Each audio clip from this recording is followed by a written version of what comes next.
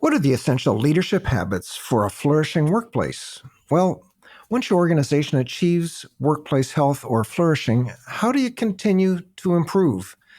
Today on the Flourishing Culture Leadership Podcast, we'll look at how Robert Bortons, the president of Classical Conversations, keeps his focus on employee engagement for the long haul. Listen in for practical steps that you can implement in your own leadership situation. Welcome to the Flourishing Culture Leadership Podcast, your home for open, honest, and insightful conversations to help develop your leadership, your team, and build a flourishing workplace culture. Hello, I'm Al Lopez, the co-founder of the Best Christian Workplaces and author of the book, Road to Flourishing, 8 Keys to Boost Employee Engagement and Well-Being. And I'm passionate about helping Christian leaders like you create engaged, flourishing workplaces. I'm delighted to welcome Robert Bortons Jr. to the podcast today. Robert is the CEO of Classical Conversations, and throughout our conversations, you'll hear us talk about effective patterns of a flourishing leadership team, examples of how data can inform effective action that would otherwise go unnoticed. We discuss techniques to resolve conflict. We discuss the link between flourishing cultures and the bottom line in ways a top leader can continue to grow spiritually in their own leadership. I think you're going to love this interview with Robert Bortons Jr., but before we dive in, elevate your leadership with BCW's Leadership 360 and coaching. Transform your leadership style and effectiveness with our cutting-edge Leadership 360 and stakeholder-based coaching program. At Best Christian Workplaces, you receive tailored feedback and strategic insights that empower you to lead with confidence and integrity. Ready to take your leadership skills to the next level? Well, visit us at workplaces.org/coaching and discover how our personalized coaching can revolutionize the way you lead so your people flourish. Don't wait. Start your journey to exceptional leadership today. And hello to our new listeners, and thanks for joining us as we honor your investment of time by creating valuable episodes like this. Let me tell you a little bit more about Robert Bortons Jr. Chief Executive Officer of Classical Conversations, Inc. is a job that Robert was born to, literally. Dissatisfied with the educational options she found as a new mom, Lee Bortons decided first to homeschool her 4 sons and then decided to develop her own curriculum with Robert, her oldest son, as her first pupil. Then in 1997, Lee began teaching a once-a-week classical model rhetoric program in the basement of her home with Robert and 10 of his friends. Classical Conversations Challenge 1 program was born. And from kindergarten through high school, Lee home-educated Robert and his 3 younger brothers. Robert went on to earn a BS degree in industrial engineering from Clemson University. He worked as a management trainee for UPS and as a plant engineer for Easy Gardner. In 2011, he returned to the family business Classical Conversations, Inc. to develop a marketing program. He was then appointed CEO of the family-owned company in 2012, and in the years since Robert became CEO of Classical Conversations, the company has grown 300% and has become the world's largest classical homeschooling organization. Robert's a member of the board of directors of Homeschool Now, USA, the Carolinas Rugby Union, and the Clemson University Rugby Foundation Board. He's also a member of a C12 group, the largest professional development network for Christian CEOs and executives. Robert and his wife, April, live in North Carolina with their 3 children. So here's my conversation with Robert Bortons Jr. Robert, it's great to have you back on the podcast. I'm looking forward to our conversation today. Al, glad to be back. I always enjoy our conversations. Well, Robert, you've led Classical Conversations to be a flourishing workplace culture now for many years in a row, and you continue to improve over the years. So let me just say congratulations. And I know you have an engineering background, and this shows up in your leadership style, and you're known for goal clarity, specific measures, frequent check-ins with your team, all of this. And describe some of the patterns that you and your leadership team have implemented to continue to focus on workplace health for the long term. What keeps you going week after week, quarter after quarter, year after year? What are some of the rhythms and habits that inform you and your leadership team when it comes to culture? Well, Al, it doesn't happen by accident. You need to be deliberate and intentional. You also have to understand you can't fix everything at once, and you have to really institutionalize those habits and behaviors that you want to see before moving on to the next issue. And it's that idea of getting 1% better. So we have company quarterly goals, and that's shared with the entire team, from the people sweeping the floors to the IT team, customer service, accounting. And these are all based on annual goals that we set about 3 or 4 months before the next year starts. And these quarterly goals that the company has are then broken down into goals for each team member. So we try to make sure each team member knows how their work is impacting the organization. And then we do quarterly reviews, not annual reviews, because we just find that annual reviews, you only remember what a person did the last 2 or 3 months anyway. So it's not super helpful to either group of people.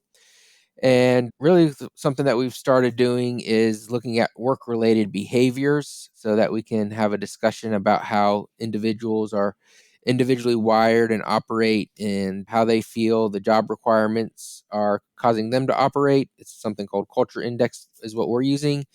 And we believe this will help to make sure people are actually in the right seat on the bus and not just sitting there needlessly stressed out because maybe they're doing the job, but not actually really naturally desiring to do that role. So I think it's just continuing to be intentional and knowing that if you're not getting better, your competition is. And so you always have to continue to work hard. And you've been using the entrepreneurial operating system now for how long would that be, Robert, would you say? Yeah, so EOS, we love it. We started that in 2020, just about 6 months before COVID. And that was a huge benefit to us. And it really just takes a lot of these questions that we get asked in the Best Christian Workplace and kind of institutionalizes them. But the bottom 10 that you guys provide is where we like to work, because we know that we look for themes and different ideas, because we might just focus on improving one thing, but we see 3 or 4 things that will also be lifted up if we can get this one thing fixed. So it's always trying to find what can have the biggest impact that you can realistically institutionalize over the next quarter or year. And how does that bottom 10, for example, when you get the report and you look at it with your leadership team, how does that get incorporated into the planning process, Robert? Is that part of your annual goals when the report comes out and the debriefing? So we do our annual goals. We find those in September, and we do ours in January. So we get our results back in February. So at our March quarterly meeting is when we kind of incorporate those, what we want to get done between then and the next January. So we know we're going to do it at that time frame, and so it's kind of built into our rhythms for the year. Yeah, and it's been, I think I counted, you've been doing this 9 survey cycles in a row. So that's fantastic. Well, recently, Giselle Jenkins, your Best Christian Workplace consultant, pulled together a 5 year report highlighting your trends and progress over the last 5 years. And I'd be interested, I know our listeners would be interested to say, okay, so what did you learn from that? Were there any surprises, or what's your growing edge as you lead a flourishing workplace after looking at the last 5 years?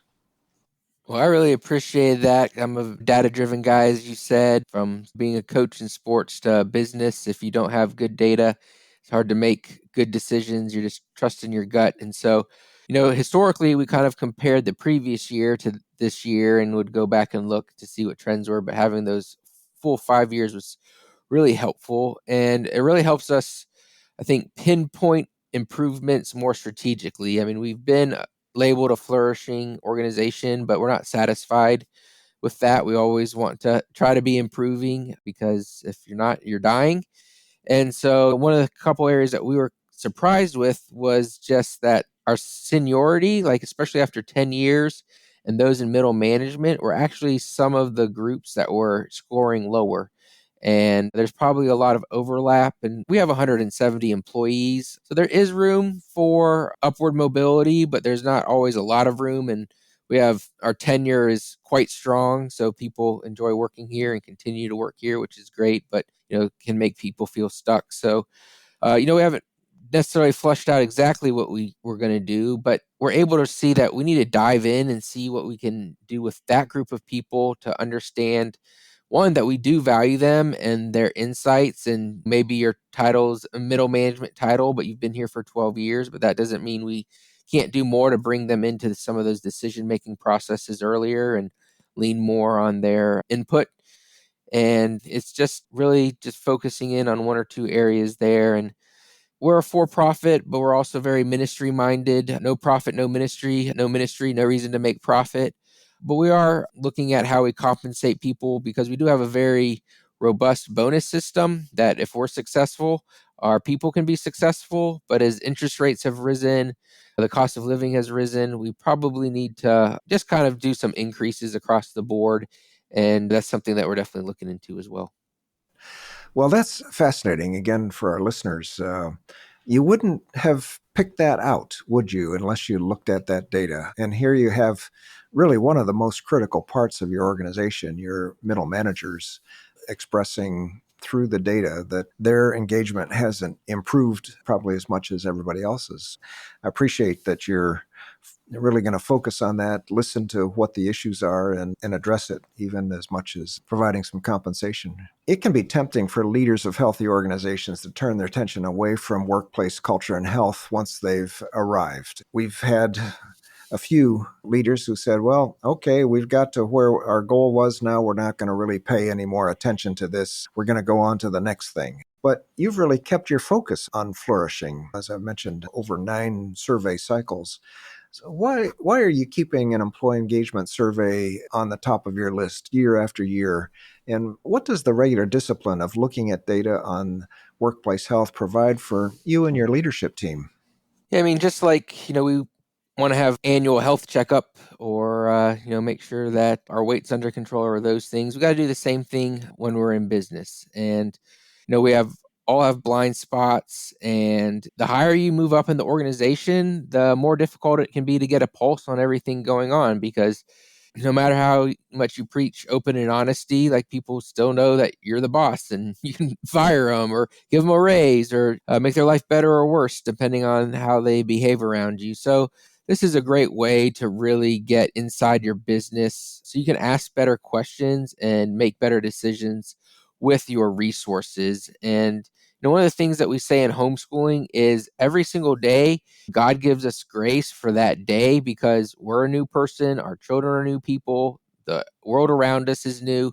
And the same thing in business. I mean, the same challenges in 2024 aren't the same challenges we had in 2023 or 2022. And we don't want to slip back.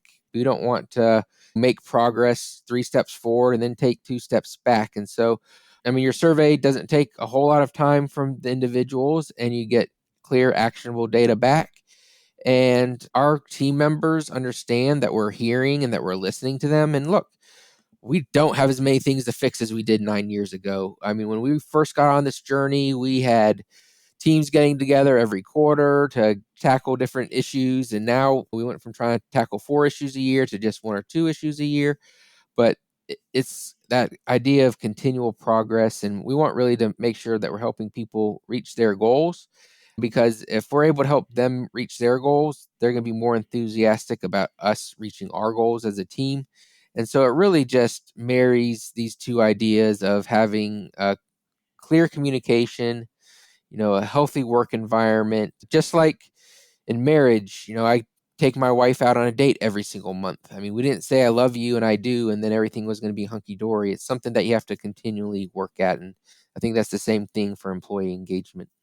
Couldn't agree more. That's fantastic. Yeah, well, Classical Conversations, you've had great scores in the areas of conflict resolution and teamwork within and across teams. So, what are some of the specific ways that you and your leadership equip your staff for this positive interaction to deal with conflicts, to have good teamwork not only internally but across departments, which is oftentimes the more difficult aspect? So, how do you and your managers, your supervisors, create an environment for your staff to handle conflict and work together well, especially as the organization has grown? Yeah, it's definitely something that we've experienced. And since we have 45,000 different customers, we even have conflict in the field. So it's really just, a couple of things. We've tried to incorporate relational wisdom 360 training. We do things like crucial conversations training. But it really starts before that. It starts with setting a work environment standard that is understood by all, that they understand the expectations, that you have them repeat this expectations back to you. So it's really setting up a framework while everyone is in agreement on how you're going to behave when you become in disagreement, because we all have our own backgrounds, we all have our own responsibilities and issues, and sometimes what IT needs to get done is in conflict with what sales needs to get done, and you have to decide which one is going to give and which one's going to take. And so I think just that we've given them a framework beforehand to deal with these issues. Of course, the EOS process, having an annual plan. Okay, these are the 5 things we want to get done this year.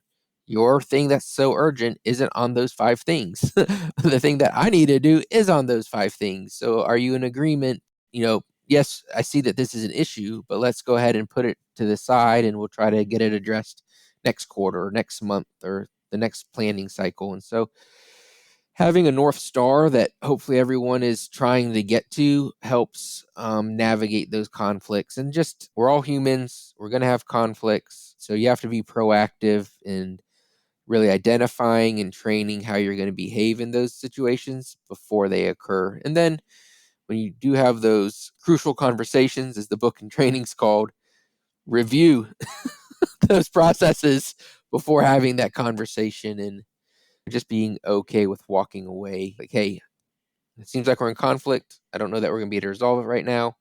Let's take an hour break and come back together.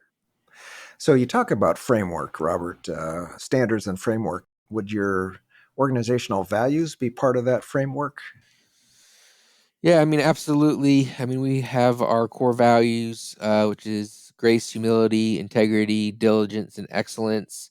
We also look at like the biblical standards for conflict resolution, typically found in Matthew 18, but there's other verses that really say how Christians should operate. And God told man to operate in this manner, then it's probably best for everyone. And so it starts with going to the person first that you have an issue with. And if they disagree or you can't get that together, bring someone else in that's kind of a neutral third party to hear both arguments. And if that doesn't work, bring in a manager that's above everyone to try to make it work. So we really want people to be able to work together in a healthy environment. And so that requires, not taking the monkey off other people's backs and being that superhero manager, but saying, look, if this is really an issue, have you talked to that person? No, I haven't talked to him. Well, I'll be happy to talk to him after you talk to him. Yeah, there you go. That's really helpful. And boy, I can tell that you've really inculcated that throughout the organization. That's fantastic. I trust you're enjoying our podcast today. We'll be right back after an important word for leaders. Are you a leader searching for ways to enhance your organization's workplace culture and foster employee engagement? Well, we have just the solution for you. It's our proven Best Christian Workplaces Employee Engagement Survey for the Christian-led workplace. Picture this: your organization radiating with a renewed sense of purpose, where employees are excited to come to work every day. With our Employee Engagement Survey, you'll gain powerful insights into the heart of your organization. Discover hidden strengths, uncover areas for improvement, and unlock the full potential of your team. But that's not all. By conducting the survey, you'll see productivity skyrocket, increased job satisfaction, and decreased turnover rates. Imagine the impact on your mission as your team unites around a shared vision, driven by purpose and fueled by a positive workplace culture.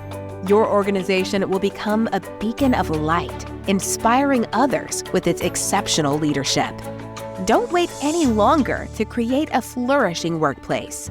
Visit our website at workplaces.org and ask for the Employee Engagement Survey Sample Report today. Take the first step towards transforming your organization into a thriving, purpose-driven powerhouse. Together, Let's build a workplace culture that honors God and empowers your team to flourish. And welcome back with Robert Bortons Jr. Well, Classical Conversations is continuing to grow in terms of reach and your size of your staff. Some organizations struggle to maintain a cohesive culture as they grow just because there's more new people coming in, and it's hard to really integrate them into your culture and into your values. So, how do you make sure that you have a good fit with your organization when it comes to bringing in people, and how do you set them up for success on the team? Yeah, that's a great question. And again, goes to being intentional before they get on. So, are we doing a good job with our job descriptions and making sure that we know what we actually want? Hire is costly, but it's not the monetary cost for me. It's the emotional cost because I want these people to be successful inside my organization. And if they're not going to be successful, it's difficult to let people go. And you want to make sure that you're giving them all the training and tools. So we don't want to feel like we let them down, but we want the right people on the bus. And so we need to cultivate our bench. And kind of how we do that is whenever we have a new job, we go and first send it out to all of our customers and say, hey, we're hiring for this role. Do you know someone in your family, or do you know someone that might be interested in it? Because if you're doing business with us, there's some sort of level of understanding of this culture that we're trying to put in, that we have some basic understandings and have some core values that align already. And so that's where we try to always start. And then just being intentional with the interview process. We have questions that we have standard that we always ask. It's not just someone going in and saying, hey, I like this person, let me come work with them. It's being intentional on trying to put them into situations to see, let's go out to lunch and see how they interact with the server. Let's, ask them some tough questions and then trying to follow up with any of their references. So you can't skip those steps. And yeah, it might take a week or two to get someone in that you really like, or a little bit longer than you'd want to fill that position. But it's much better to have the pain on the front side than pain on the backside. I appreciate that. Yeah, and the emotional cost. I mean, there is certainly a financial cost, but for leaders, there's an emotional cost, which you want to avoid that cost as much as possible. Yeah. So, well, of course, another way to look at growth and workplace flourishing is to consider how a flourishing culture contributes to the growth of the organization and even impact the bottom line. And that's something you look at, I know, very closely. So you're a systematic leader and you have clear goals and measures. But over the past few years, how have you been able to see links between workplace health and financial health of your organization? Yeah, I mean, classical conversations my parents bootstrapped it from the ground up. They didn't take outside financing or anything like that to get it started. And so to be financially healthy means we can do more and more things in the workplace to be healthy. And I mean, we've seen as our top line rises, so as our bottom line, and that's while being able to offer more benefits and people understand exactly, like, I try to communicate to them on a quarterly basis. Hey, as a team, we were able to do this. So now as a company, we can do this for all of you all. And really, like as business leaders or owners, you might understand that how those things correlate, but the frontline individuals don't necessarily understand. And the more you can help them out and say, look, we were able to reduce warehouse costs by 10%. Thank you to the warehouse team. Because of that, we're all able to get an extra day's vacation next year. We're going to add a holiday, or we're adding a week to maternity leave because we're now in a place financially where we're able to offer those benefits. And so tying those two things together, and I mean, when there's not a whole lot of data in our, particular realm, but when we look at publicly traded companies that are in the educational service space, I mean, we're in the top 10% of a lot of those key metrics on the revenue side or the profit side and those things. So I think they can go hand in hand. I believe they do go hand in hand. And quite frankly, what's the point of making a lot of profit if you have a miserable place to work? And if you have a fun place to work, it's all right to make a little bit less profit because you're not stressed out going there on a daily basis. So we've seen the company grow significantly and through a lot of challenges over the last few years. And I mean, now we're we've come to a point now where, I mean, we could basically start with $0 in our bank account on January 1st. And except for that first payroll, pretty much pay all our bills for the rest of the year. I love that description. So Robert, you've had a flourishing workplace culture now for a number of years, and what you're saying is that from a revenue as well as a bottom line standpoint, you would be in the top 10% of organizations like yours from a financial metric standpoint. Not on the revenue side, but on the percent of profit, percent gross profit, days inventory outstanding, turns, like those type of financial metrics. I know we're not a billion-dollar company yet, but maybe maybe soon enough. Not in terms of gross level, but in terms of probably growth over time. Yeah, Yes, yeah. absolutely. Yeah, so you're seeing growth as an organization, and again, as people want to work with you, as you mentioned, people want to work with you. They love what you do. They're engaged. You've got 80% of your employees engaged, which is significantly above the average. Yeah, so that leads to good outcomes. So it's interesting that in a high accountability growth environment, your people also rate life balance is one of the top 10 areas of strength. So how do you accomplish this, Robert? Are there some specific practices that you have in place to encourage life balance in your workplace? Well, I think the biggest thing is we've stopped shooting ourselves in the foot. When we've had times in our past where we've had less life balance, typically because we've made a poor decision or we forgot to do something that we've done for the last 5 years, but we didn't institutionalize it or create a standard process around it. And then we're causing havoc ourselves. And so I think that's important. I just truly believe that if someone is stressed out in their own lives, that they're probably not going to be bringing their best to your workplace. And so we want to make sure that people are taking their vacations. So we do allow people to roll over some vacation hours, but more importantly, we want them to take time off, not because we don't like to see them every day, but we really believe that time off is there to help you engage with your family, making sure you have a healthy family life, because that's going to be important to being productive at work. And as well as, all of us just need time to take a step back and decompress and really make sure that we have a full 360 view on what life looks like. And so I think that's been great for us in making so that, if we do need you to work 60 hours next week, you can do it, because we're not requiring of that from you every single week, because we've put in enough processes and places. And quite frankly, having a good profit and good growth allows you to hire more people and do more things for your team so that you don't have to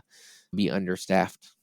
Well, that's a great thing to have your employees recognize that, yes, there is good, healthy work life balance, and that ensures, again, sustainability as an organization. So, I've begun to ask questions like the next one, just because it's something that our leaders, our listeners are interested in. That is that I know that you're committed to growing in your own leadership as you shepherd the flock that God has entrusted to you. So tell us a little more about your growth through the season. Can you share a few reflections on what's influenced your own growth as a leader? What are some of the catalysts, perhaps, or turning points, which is oftentimes what causes leaders to really reflect and grow, that you've experienced to spur you on to grow as you have as a leader? Well, I mean, I think being involved in the C12 group, if anyone's not familiar with that, it's a local monthly roundtable of Christian business leaders that get together and go over curriculum to just improve our leadership. I mean, having the BCW survey every year, knowing that's coming up, makes it so that I don't want to take my eye off the ball. Just reading the Bible and seeing how important it is to be in the Word and in communing with God. That, I mean, most of those people in the Bible, even the heroes, had fallings because they didn't keep their eye on the end prize. And thankfully, my name's not in the Bible, but I do believe it's in the book of the Lamb. And I think as Christians, we are really ambassadors here on earth to our heavenly kingdom. And we're just visiting here. And as visitors, we need to really just tell people all about the good place that we're from. And if we're not improving as a leader, it's going to be very difficult for us to do that. I mean, Patrick Lencioni, anything that he puts out, got to consume that right away. Good to Great and Great by Choice by Collins. And I mean, it's just, you got to be reading or listening to audiobooks all the time. I mean, if you're not, Like, you got to commute on the way to work. You can listen to pop radio, or you can listen to a good book. So I choose to listen to a good book. Or the Flourishing Culture Leadership podcast, as an example. Absolutely. Or the Refining Rhetoric podcast after you listen to the. That's right. Yeah. So to our listeners, yeah, Robert has his own podcast, and he's got great listeners. Yeah. So, well, Robert, we've learned so much from our conversation, and thanks. Especially this last issue around personal growth, being in a group like C12, getting feedback, honest, open feedback from your staff, those that you're actually shepherding, so that you know exactly how they're experiencing your leadership is a great thing, as well as your personal devotions and readings. And what are some of the habits that you have as an organization? Going back to our conversation, we've just learned so much. The habits that you have from quarterly to annual to just regular cycles in your company, how you've looked at 5 years of data and what you've learned from it, and how that was able to help you focus in on a key aspect in your organization, and how you annually look at getting feedback on your culture so that you can identify any possible blind spots. And I really love the focus on teamwork and making sure that you've got good conflict resolution processes in place. So, Robert, this has just been a great conversation. How about anything that you'd like to add that we've talked about? No, Al, I mean, just let people know, keep listening to this podcast as well. It's a big part, just hearing other people's stories and how they do things. I think the biggest thing that I've learned from as a leader is dumb things that other people have done that I've been able to manage not doing by being in groups or podcasts like this one. So I can learn from other people's experiences, the good, the bad, and the ugly. So just have that hunger to learn on a daily basis. Well, Robert, thanks so much for your contribution today. And most of all, I appreciate your commitment to equipping parents to build flourishing homeschool communities. So thanks so much for taking your time out today and speaking into the lives of so many listeners. Thank you, Al. And I know that your organization has improved ours. And so I know our families, they might not have ever heard about you, but know that you've had an impact on hundreds of thousands of families around the globe because of your organization and how you all have really fed into us. Well, thanks, Robert. And thanks so much for listening to my conversation with Robert Bortons Jr. I hope you liked it and enjoyed it as much as I did. You can find ways to connect with him and links to everything we've discussed in the show notes and transcript at workplaces.org/podcast. And if you have any suggestions for me about our podcast or have any questions on flourishing workplace cultures, please email me, al@workplaces.org. And leaders, if you want to improve your leadership, expand your organization's impact for good, and see greater faithfulness in our broader culture, help us achieve our goal to see more flourishing Christian-led workplaces. To help, please share this podcast with another leader or launch a program in your organization to discover and improve the health of your workplace culture. If you're interested in learning more, go to workplaces.org and request a sample report. The Flourishing Culture Leadership Podcast is sponsored by Best Christian Workplaces. If you need support building a flourishing workplace culture, please visit workplaces.org for more information. We'll see you again next week for more valuable content to help you develop strong leaders and build a flourishing workplace culture.